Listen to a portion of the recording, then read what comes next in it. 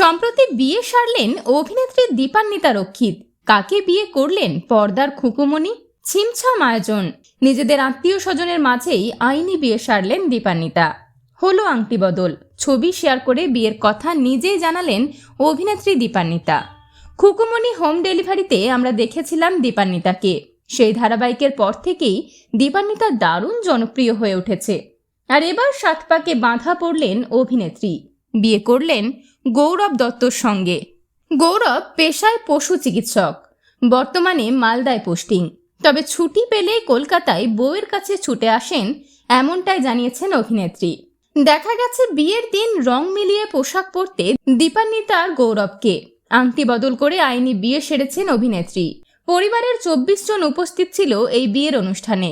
জানা গেছে অতিথি আপ্যায়নে ছিল রকমারি কাবাব, বিরিয়ানি এবং শেষ পাতে মিষ্টি। বর্তমানে অভিনেত্রী শুটিংয়ে ব্যস্ত। তাজপুরে নতুন ধারাবাহিক আমি শুধু চেয়েছি তোমায়ের শুটিং চলছে। তবে সেখানে অভিনেত্রীর সঙ্গেই রয়েছে স্বামী গৌরবও। সেলেব হাউসের পক্ষ থেকে নববিবাহিত দম্পতির জন্য রইল অনেক অনেক শুভেচ্ছা এবং শুভ কামনা।